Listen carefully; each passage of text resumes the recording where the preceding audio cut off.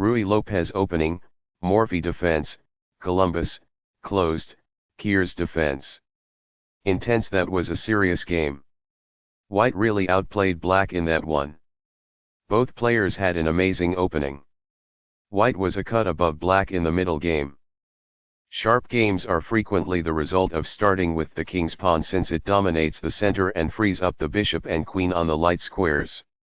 A typical answer is e5, which builds a position in the middle, controls d4, and frees up the queen and bishop on the dark square. The move nf3 advances the knight toward the center, engages the e5 piece in combat, and sets up a castle. nc6 defends the pawn on e5, advances the knight toward the center, and scans the d4 square. The MRuy Lopez opening develops the bishop to immediately attack the knight on c6, the lone defender of the e5 pawn. a6 forces the bishop must choose between exchanging and withdrawing. ba4 safely retreats the bishop while keeping pressure on the knight. nf6 attacks the undefended e4 pawn and develops the knight at the same time. Castling gets the king out of the center and prepares to develop the rook to e1. b7 develops the dark squared bishop and prepares to castle. 1 rupee centralizes the rook and protects the e4 pawn. b5 gains space on the queen side and forces the bishop to the b3 square. bb3 is forced, but the bishop is well placed because it attacks the f7 square.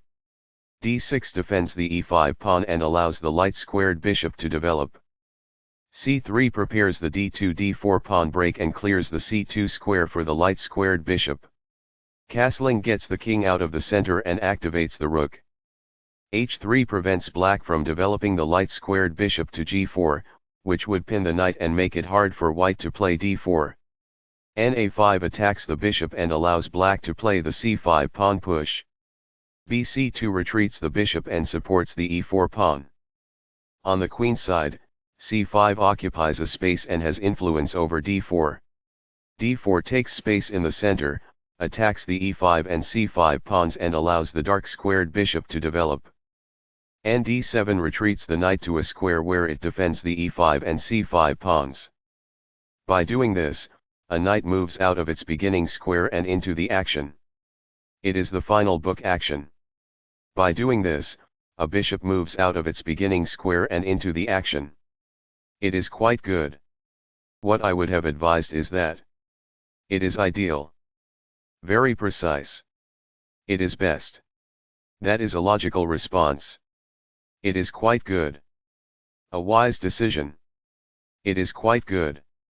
The knight can now control more squares as a result. That's good. A powerful play. It is quite good. This suggests kicking a bishop. It is ideal. This strikes a rival knight. That's good. This misses a chance to stomp on a bishop. It is incorrect. Perfectly on point. It is ideal. By doing this, a bishop moves out of its beginning square and into the action. It is quite good. The knight becomes more active as a result, gaining control over more of the board.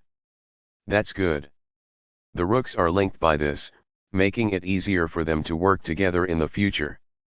That's good. Now that the rooks can see one another, they can defend one another. That's good. This misses a chance to advance a rook from its starting square. It is incorrect. This causes material loss. It is incorrect. This is winning stuff. It is ideal. The rook is now in a safe position. It is quite good. This is the only good move. It is a great move. It's all right. That's good. This is the only move that works. It is a great move. This keeps the material balance in check with good commerce. It is ideal. This exchange is fair. It is ideal. This is winning stuff. That's good. That was a great move and very hard to find. It is brilliant. While not a mistake, that is also not the wisest course of action. That's good. This misses a great but hard to find move. There was only one good move in that position. It is a mistake. This requires an outpost, a square that is currently in play where a pawn cannot push the knight off. It is ideal. This keeps the material balance in check with good commerce. It is ideal. Backs off. It is ideal. This misses a fantastic but elusive move. It is incorrect. This ignores an opportunity to threaten winning a pawn. This allows the opponent to kick a knight. It is a miss. This poses a knight-winning threat. That falls flat. There was only one good move there. This overlooks an opportunity to offer an equal trade of pieces. This permits the opponent to kick a knight. It is a miss. This kicks an opposing knight. This is the only good move. It is a great move. There was only one move that was effective, and this wasn't it? It is incorrect. There was only one good move in that position.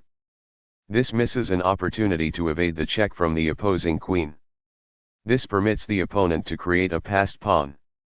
It is a miss.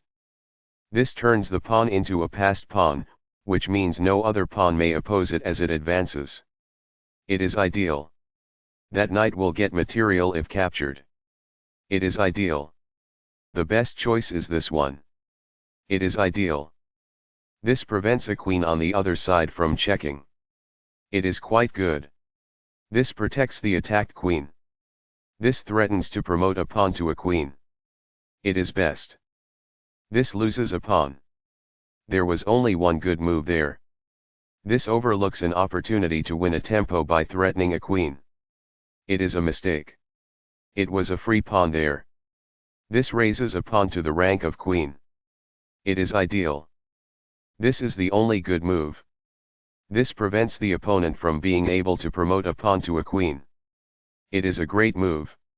This enables the adversary to issue a checkmate threat. It is incorrect. When the queen retreats, this attack wins a tempo. That's good. A rook is then exposed to the risk of being captured. It is incorrect. That rook earns material if it is captured. It is ideal. Recaptures.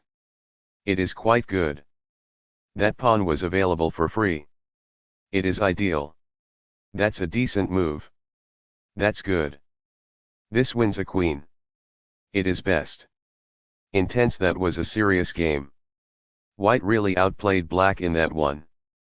Both players had an amazing opening. White was a cut above black in the middle game.